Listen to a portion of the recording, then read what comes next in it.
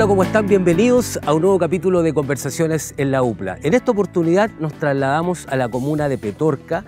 Nos encontramos en la Casa de la Cultura, presidente Manuel Montt. Fue en este lugar donde vivió este presidente de la República y nos encontramos acá en Petorca para hablar sobre una de las problemáticas más importantes que tiene no solamente nuestra sociedad, sino que el mundo entero, que es la escasez del agua, las problemáticas que tiene también y cómo las comunidades empiezan a enfrentar esta problemática. Para ello conversaremos en nuestro primer bloque con Antonio Ogalde Prieto. Él es profesional de la Facultad de Ciencias Naturales y Exactas de la Universidad de Playa Ancha. Antonio, muchas gracias. Daniel. Bueno, nos trasladamos acá porque obviamente es el territorio que nos importa, el escenario perfecto. Y para partir esta conversación, nos gustaría que tú nos contaras un poco cuáles son los elementos que tú identificaste en este territorio, que hace que la Universidad de Playa Ancha también, en compañía con algunas organizaciones internacionales, decida acompañar este proceso de la unión de APR que es la zona. Y nos cuenta además qué es lo que son los APR, porque sí, para poder acercarnos un poco a esta discusión. Mira, Danilo, Petorca es un caso emblemático en Chile. Sonaba en todos lados, sigue sonando en todos lados. Hoy día un poco menos porque ha llovido los últimos 2 años. ¿Y por qué sonaba? Porque este era el epicentro de la crisis de la escasez hídrica. Y uno leía las noticias, veía los noticieros y buscaba y googleaba Petorca, escasez de agua, y aparecían 2 grandes temas: robo de agua y la expansión de la agricultura.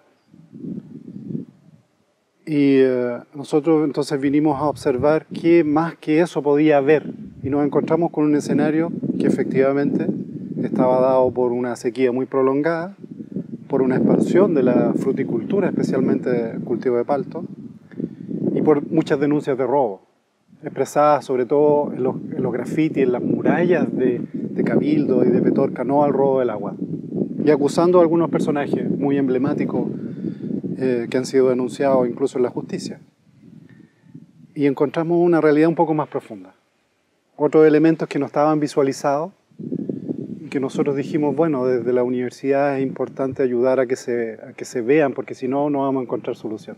Como tú decías muy bien, el tema de la escasez del agua es un tema mundial asociado al cambio climático, y es necesario que desde la academia, desde la investigación, desde la docencia y sobre todo desde la vinculación que hacen las universidades, se entreguen algunos elementos para visualizar de una manera más integral estos temas, no tan superficial. No es este el culpable, no es esto otro, sino que analicemos en conjunto con las comunidades, hagamos diagnósticos participativos y visualicemos que hay algunos elementos que no están siendo considerados y que permiten a las propias comunidades empoderarse no solo desde el problema, sino que desde la solución. Y ese era nuestro desafío. Antonio, se ha instalado el tema del uso del agua como un derecho sí, humano. Es interesante porque viene a revertir un poco esta concepción de que el agua es un bien privado, que se paga por ella. Sí. ¿Cómo se revierte en un sistema tan injusto, un sistema neoliberal como el que tenemos, cuando la comunidad se empodera y dice, no, pues esto es un derecho humano que me pertenece, que no es privado, sino que es del colectivo? ¿Cómo sientes tú que se empieza a empoderar esa temática, que es sumamente importante para poder entender todo lo demás? Sí, mira, primero decirte que en Chile el agua de uso productivo no se paga, y hay que tenerlo muy claro eso.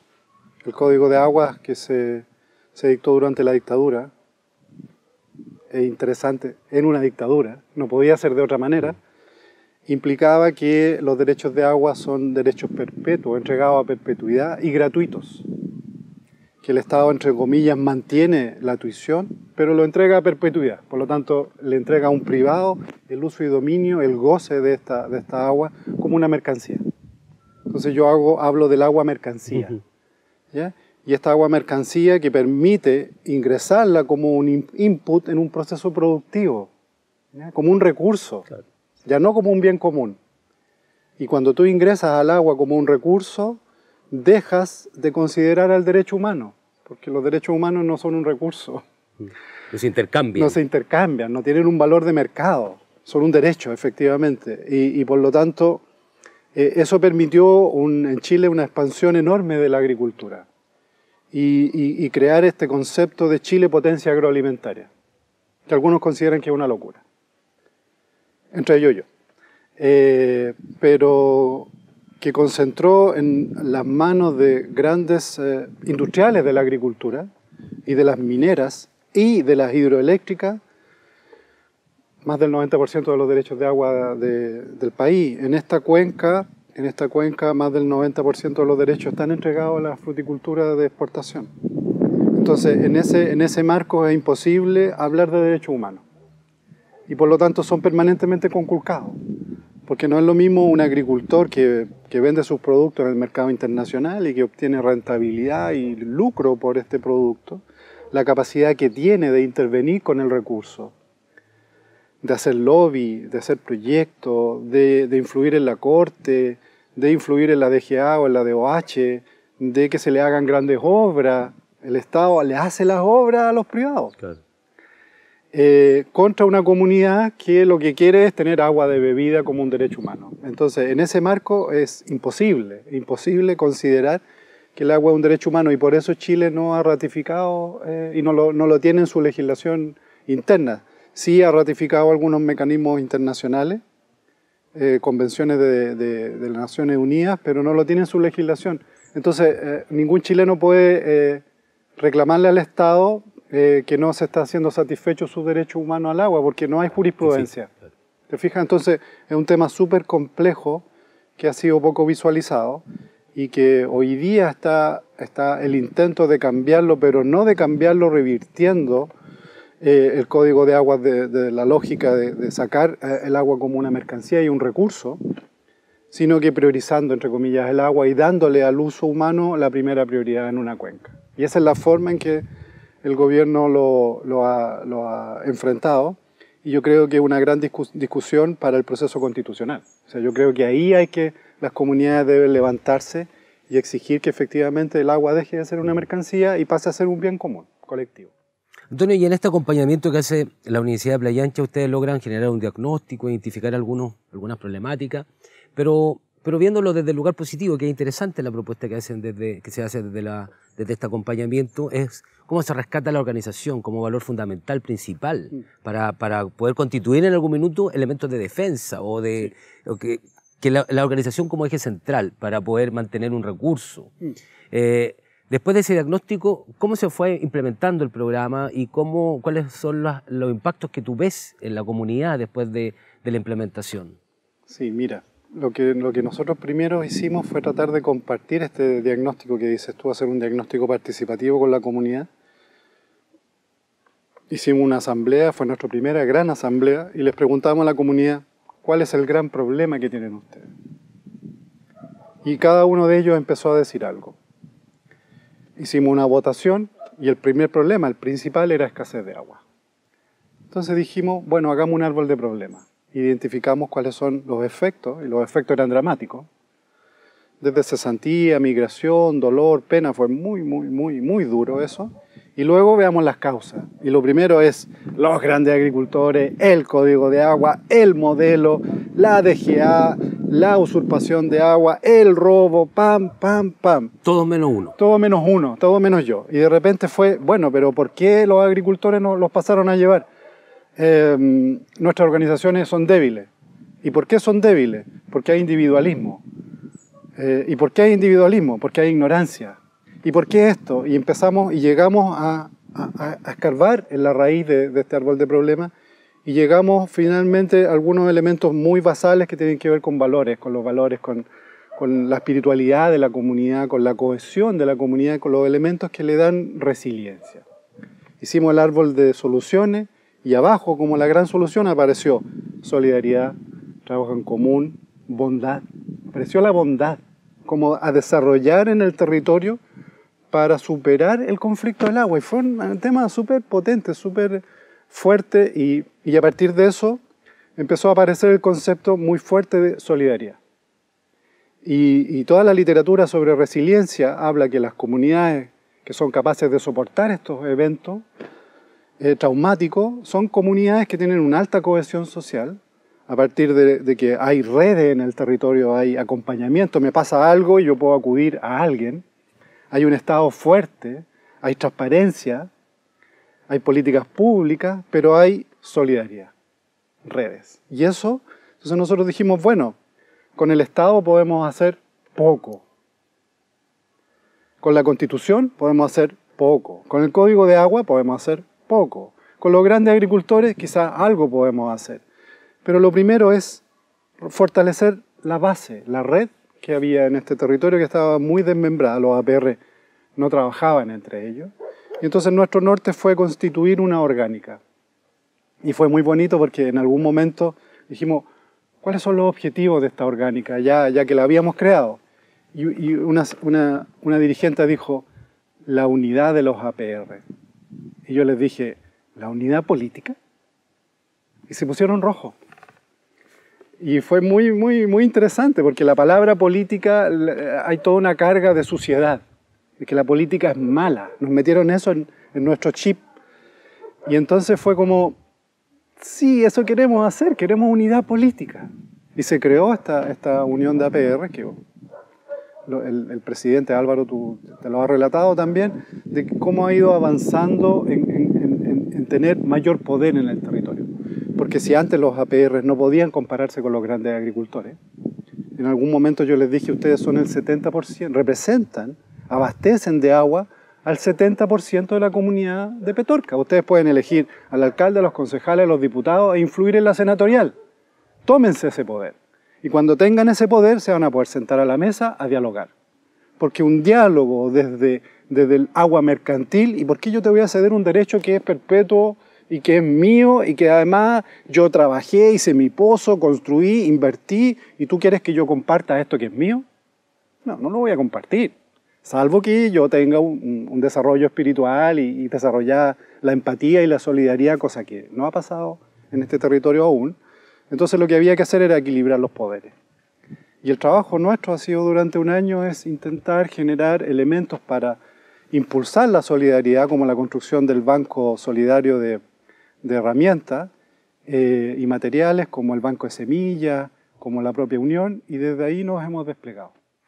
Antonio, finalmente te queríamos preguntar por el rol que tienen las universidades públicas en estas temáticas, porque pareciera que a veces la docencia o la academia está muy desvinculada de estos procesos. Sin embargo, a partir de esta experiencia nos demuestra que la universidad tiene que tener un rol ahí importante. Además, una universidad pública regional como la Universidad de Playa Ancha. ¿Cuál es tu percepción sobre el rol que debe tener la universidad en los territorios? Sí, es que tú lo has dicho muy fuerte, Danilo, y para el que trabaja en la universidad pública es público. Y lo público es el bien común. Esa es la gran diferencia. El privado lo que ve es el bien privado, el bien individual, la satisfacción de mis propios derechos. Y el que trabaja en el Estado, en este caso en una universidad pública, debe ver el bien de la comunidad. Por lo tanto, nuestro rol desde la docencia, desde la investigación y desde el vínculo con el medio es ver el bien común, trabajar horizontalmente con las comunidades y no viniendo a ofrecer una solución que teóricamente puede estar muy bien sustentada, pero que las comunidades no la entienden, no están en el momento propicio de madurez como organizaciones o como territorio para procesarla y para llevarlas a cabo, sino que hacer un proceso de acompañamiento, como tú lo has dicho, pero desde una lógica distinta, desde la lógica siempre del bien común. E incluso ayudando a que las propias comunidades se miren al espejo, dejen de victimizarse y empiecen a asumir el rol que les corresponde como actores políticos de un territorio. Y eso es empoderarse. Y no es que nosotros vengamos a entregar poder, ni el Estado te entrega poder, ni Dios te entrega poder. El poder lo asumes tú. Lo asumes tú al darte cuenta de que hay actos pequeños, cotidianos, que puedes hacer por el bien común, como cuidar el agua, como reciclarla, como capturar el agua del techo, cómo reforestar la quebrada, cómo cuidar la vertiente, cómo compartir esta agua. Pequeños detalles que son en el cotidiano. El bien común no es algo abstracto. Es algo que invoca y convoca lo más profundo de la humanidad, que lo que nos caracteriza como seres humanos son nuestros valores, porque en todo lo demás somos iguales a cualquier mamífero. ¿Te fijas? Perfecto, por la reflexión final además. Despedimos a Antonio Ugalde Prieto, profesional de la Facultad de Ciencias Naturales y Exactas de la Universidad de Playa Ancha, y queremos invitarte a ti, Antonio, porque tú conoces sobre este proceso, pero a los que nos están viendo en sus casas, que puedan ver este reportaje que muestra un poco, en síntesis, lo que ha significado este acompañamiento de la universidad acá en el territorio de Petorca. Vamos y regresamos con otro invitado.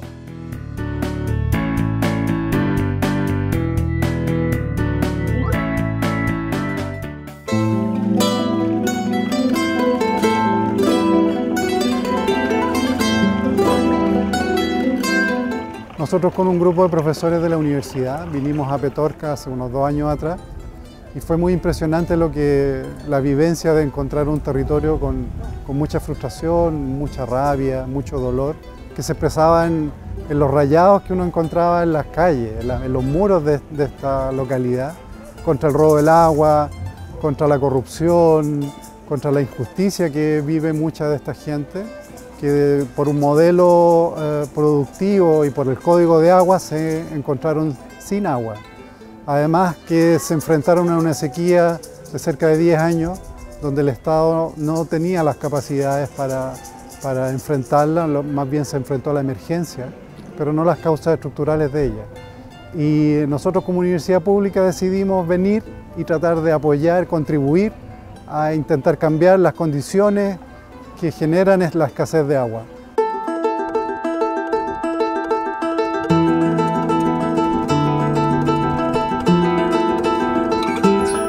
El tema fue bien interesante porque siempre las universidades no tienen un espacio reconocido en la cooperación internacional. Y el desafío que se logró compartir con el financiador es apostar en un trabajo donde la universidad, aún siendo academia, puede tener una vinculación fuerte con el medio. Se suman 2 elementos. Por un lado, la escasez por agua como hecho natural y como consecuencia de un cambio climático. Por otro lado, también por el diseño de desarrollo agrícola que en los últimos 30-40 años se improntó acá. Utilizar una planta, utilizar una lógica industrial, casi de monocultivo, con una especie que necesita de mucha agua, obviamente no hace bien al territorio, que ya sufre por una escasez hídrica. Y lo interesante fue no tanto poner en contradicción el modelo, sino intentar encontrar una solución para que enfrentar el problema sea un reto y un trabajo conjunto entre todos los sectores, públicos, privados e incluso de empresas.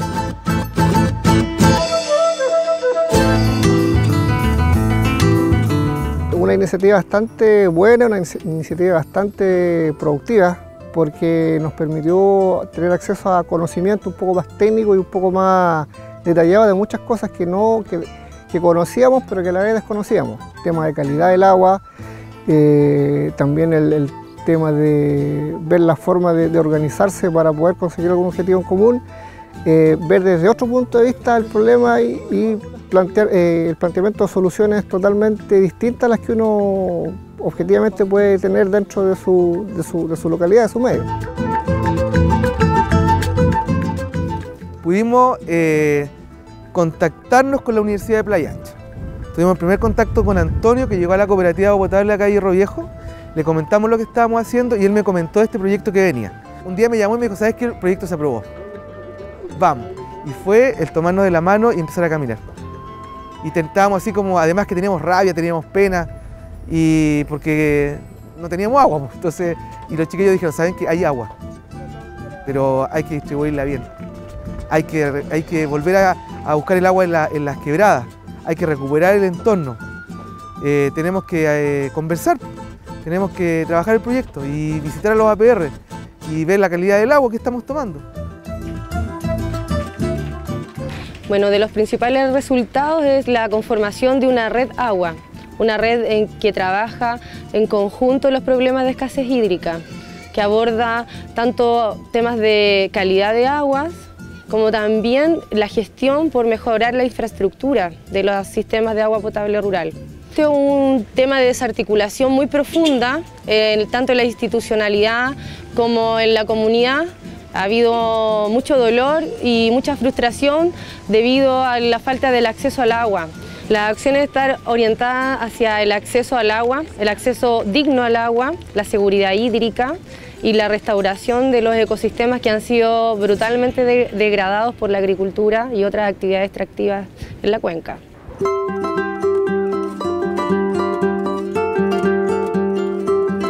Petorca es la comuna que más fuertemente se vio afectada por la escasez de agua en Chile. Faltaba unidad, que había poca solidaridad en el territorio, pocas redes, que la comunidad estaba desintegrada y una comunidad desintegrada es más fácil que sea abusada. Por eso tenemos que hoy día intentar revertir esta situación de escasez de agua y no esperar que ya ocurra en 10 o 20 años más cuando va a ser una situación constante. En general nos hemos sentido muy acogidos porque la comunidad estaba esperando, siempre espera la comunidad apoyo, pero un apoyo que no sea fugaz, que se exprese en intentar resolver las problemáticas que ellos viven día a día y que los pueda ayudar y no venir a entregarles la solución, sino que ayudarlos a encontrar la solución y en eso creo que nosotros pudimos aportar.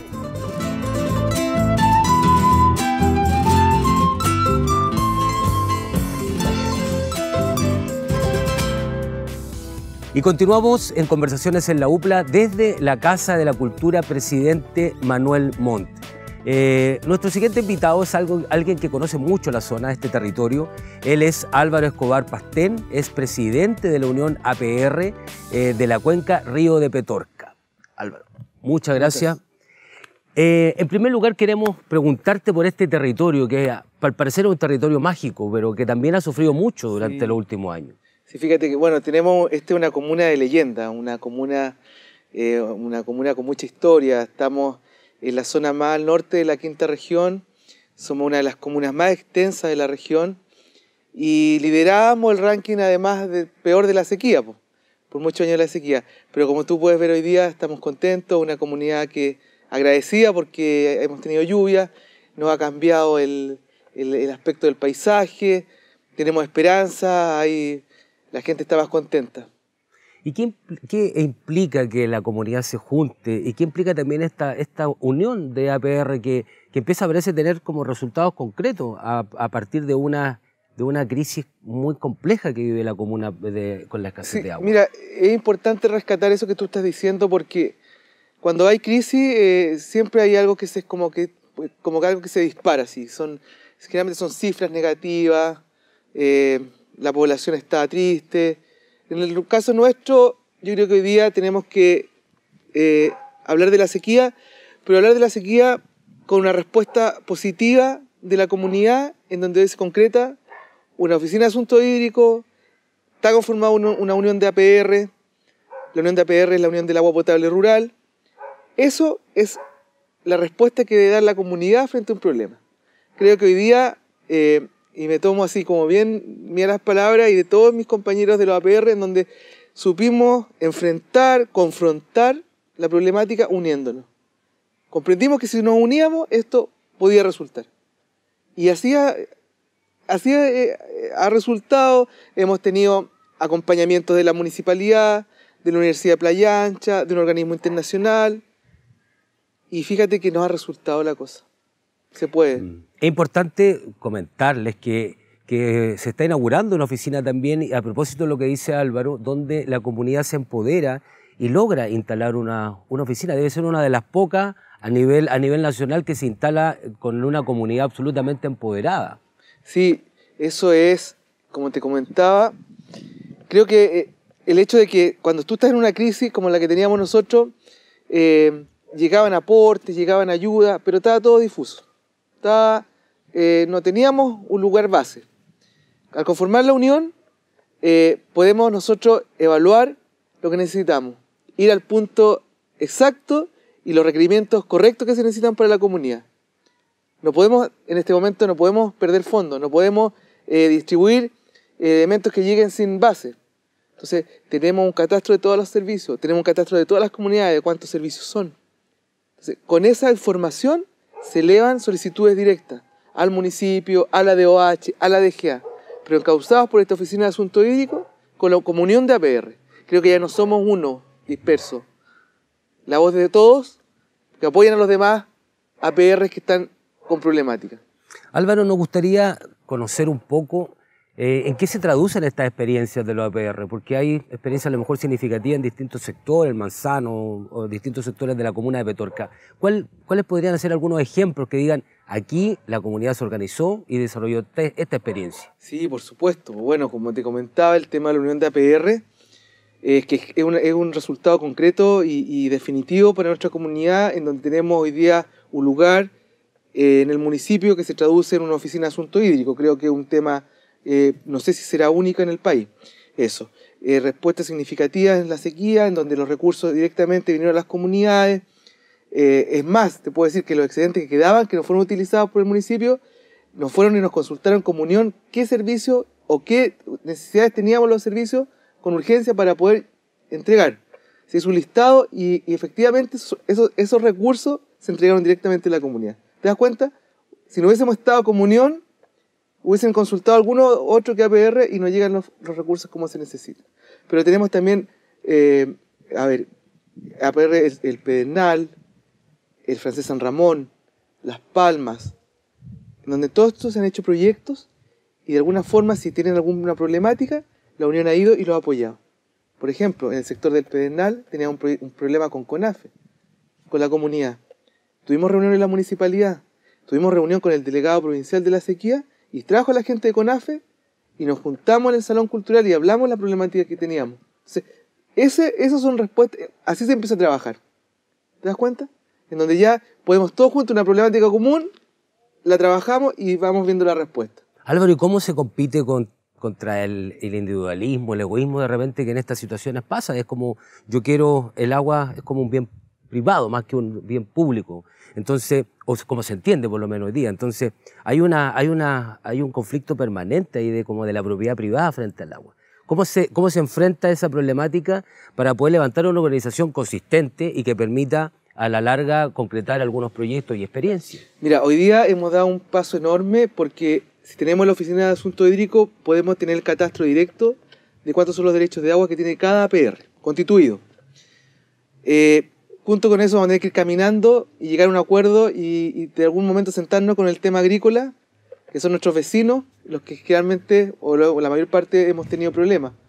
Algunos APR tienen agrícolas muy grandes cerca de sus pozos, entonces la extracción de ellos de agua es mucho mayor a la que ocupa una comunidad. Entonces, hoy día estamos en esta primera parte, viene un desafío enorme para poder sentarnos y conversar, porque si bien es cierto, el agua es un derecho, pero tienen que entenderlo también la otra parte. Nosotros somos los entes que entregamos agua a las comunidades, el agua de bebida, el agua potable.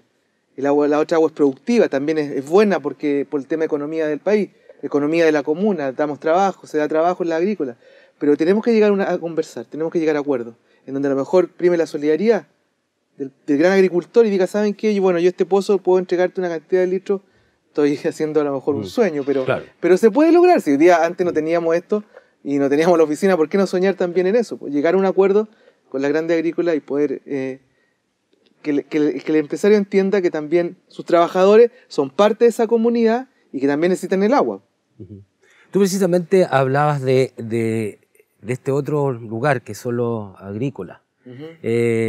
Uno tiende a pensar que, por lo menos los grandes agricultores, han sido uno de los grandes depredadores también del uso y por normativas también que han protegido sus intereses sobre el uso de la utilización del agua como recurso. ¿Cómo se enfrenta también ahora no solamente la instalación de una organización, sino que pensar en tener que empezar a dialogar, a sentarse en una mesa que pueda conversar con estos grandes agricultores y también me imagino que en algún minuto tendrá que haber alguna lucha más compleja dentro de este escenario, digámoslo así, que es un poco hostil para las comunidades? Sí, mira, bueno, estamos en comunidades que son tremendamente pacíficas, pero hay cosas que cuando te empiezan a herir y son muy susceptibles las comunidades despiertan. El tema del agua es un tema netamente muy sensible. Y por eso hoy día estamos acá, me están entrevistando, porque la sequía te das cuenta que esta son consecuencias positivas, porque hoy día nos están escuchando en la universidad. Este programa lo va a ver muchas personas. Alguna persona puede tener otra solución también para la comunidad. Pero si no hubiese pasado esta sequía, no estaríamos conversando hoy día.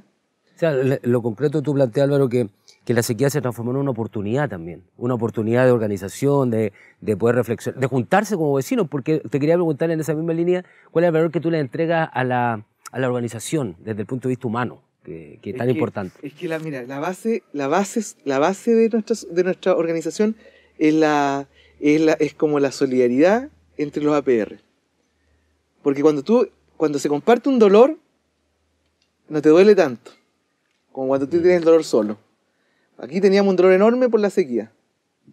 Pero cuando nos dimos cuenta que el problema era común, dije, también te falta agua en la tarde. También tuviste que cortar el agua en la noche. Oye, tuviste que llamar a los camiones de la gobernación. ¿Llamaste a la municipalidad para que te trajeran agua? O sea, estábamos en fiesta de Navidad, Año Nuevo, y avisando a los vecinos que teníamos que cortar el agua en la noche porque se nos acabó el agua. Entonces, también te llamaron por teléfono también, oye, ¿por qué se cortó el agua? O sea, te das cuenta cuando te encuentras con tus pares y tienes el mismo problema, esto se puede llevar. Se puede llevar, definitivamente. Y eso es una de las grandes hoy día soluciones que damos y que realmente la experiencia de estar unidos se puede lograr. Se puede lograr, si esto se puede. Se puede. Y con respecto al tema de los grandes agricultores, los grandes empresarios, yo soy muy partidario del diálogo. Creo en el diálogo, en la corrección fraterna. Si es que los agricultores no han excedido en el uso de sus derechos de agua, vamos a tener que llegar a conversaciones con la DGA. De alguna forma va a tener que regularse, normarse el tema, para que también nosotros como APR tengamos constituidos derechos de agua y estemos todos en un reglamento, para nuestra cuenca no se agote más. Álvaro, y en ese sentido viene una cantidad de desafíos enormes por delante. ¿Cómo ve el futuro relacionado con esta organización, con estos APR que empieza a tener, imagino, mucho sentido, por lo menos para la comunidad?